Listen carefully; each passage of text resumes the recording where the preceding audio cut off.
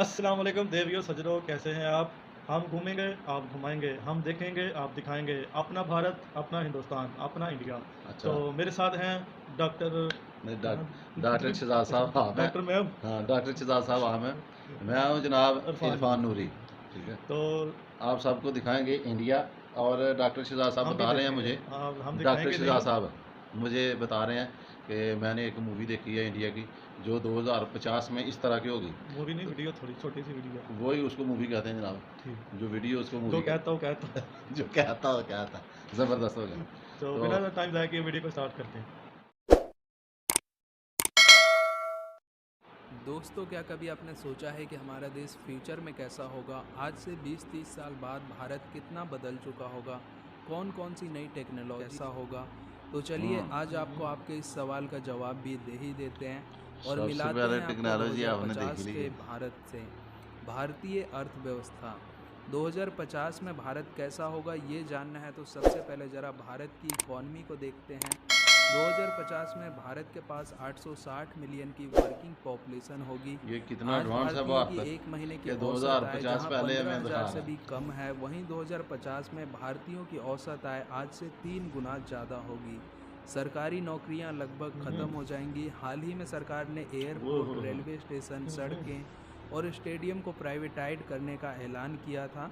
Private companies के under में मोदी जी आने के के जस्ट बाद बहुत इंडियन अच्छा लगता है मुझे। एयरपोर्ट्स और रेलवे स्टेशंस का लुक पूरी तरह से बदल जाएगा तथा पीडब्ल्यूसी की रिसर्च रिपोर्ट के मुताबिक 2050 तक भारत अमेरिका को पछाड़कर दुनिया का दूसरा सबसे बड़ा क्या बात है! अर्थव्यवस्था बन हाँ जी, जाएगा। अमेरिका को ऐसा पछाड़ एक्सपर्ट्स की कर। प्रेडिक्शन कहती है कि भारत की परचेसिंग पावर पैरिटी जो अभी 11 ट्रिलियन डॉलर के आसपास है, वो 2050 में 44 ओहो! ट्रिलियन डॉलर की हो जाएगी। वहीं अगर ऐसा होता है तो वर्ल्ड जीडीपी का 15% हुँ, अकेले ओह! भारत के कंट्रोल में अरे! होगा। चाइना से लेकिन भी इस आगे निकल नंबर को जाएगा। पाना आसान नहीं होने वाला है दोस्तों, क्योंकि दुनिया की दूसरी सबसे बड़ी अर्थव्यवस्था बनने के लिए पहले सरकार को देश में वेल्थ गैप को हुँ, कम करना होगा और बिल्कुल। इकोनॉमिक पॉलिसीज़ को और ज़्यादा ट्रांसपेरेंट बनाना होगा, वरना 2050 में दुनिया की दूसरी सबसे हाँ बड़ी जी, अर्थव्यवस्था बनने के दावे सिर्फ दावे ही रह जाएंगे। 2050 में कैशलेस इंडिया। हुँ, हुँ। 2050 में पेपरलेस करेंसी पूरी तरह से ख़त्म हो जाएंगी और डिजिटल करेंसी का ही इस्तेमाल होगा। हाल ही में सरकार ने RUPI डिजिटल वाउचर लॉन्च किया था, जिसका इस्तेमाल लोग सैलरी, जी। पेमेंट, इलेक्ट्रिसिटी बिल और शॉपिंग जैसी सभी हाँ, हुँ। सर्विसेज को पे करने के लिए कर सकते हैं। भारत में भी बनेंगी गगनचुंबी इमारतें। आज के फिलहाल तो समय जो बुर्ज खलीफा जैसी बिल्डिंगें दिखा रहे हैं वो गगनचुंबी बाहर इमारत की को हैं, अभी देखने तक हम इंडिया की दुबई, नहीं है। हांगकांग, हाँ, डॉक्टर न्यूयॉर्क सिद्धार्थ जाते साहब, हैं, वो तो सही है पर आने लेकिन वाले जो समय यानी में मुद्दा भारत 50 की है साल मेट्रोपॉलिटन सिटीज़ 2050 भी में इन इस तरह का होगा। गगनचुंबी इमारतों से भर 2050 जाएंगी, में।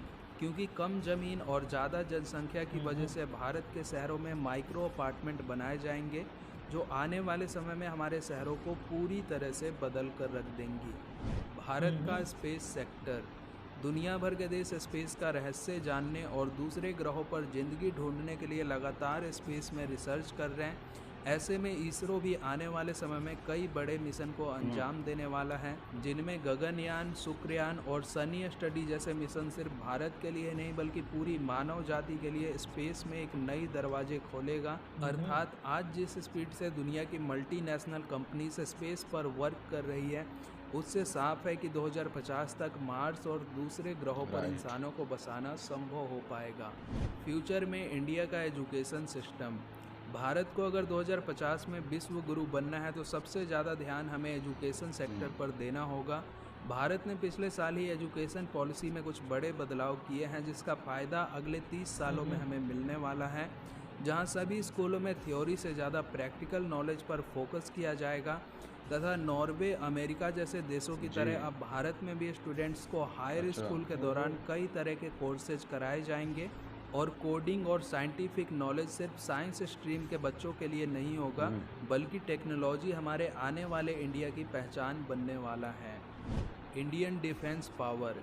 भारत को अगर शक्तिशाली देश बनाना है तो डिफेंस पावर पर भी हमें काम करना क्या होगा। बात है। भारतीय सोल्जर्स का वैसे तो जंग में कोई मुकाबला नहीं, हाँ। पर आने वाले सालों में वॉर हथियारों से नहीं बल्कि टेक्नोलॉजी फोर्स से को लड़ी मारती जाएगी है। और इसकी तैयारी भी भारत ने शुरू कर दी है। भारतीय इंटेलिजेंस एजेंसी लगातार अपने टेक्नोलॉजी को इम्प्रूव कर रही है और जल्द ही इंडियन डिफेंस में एआई को भी शामिल कर लिया जाएगा।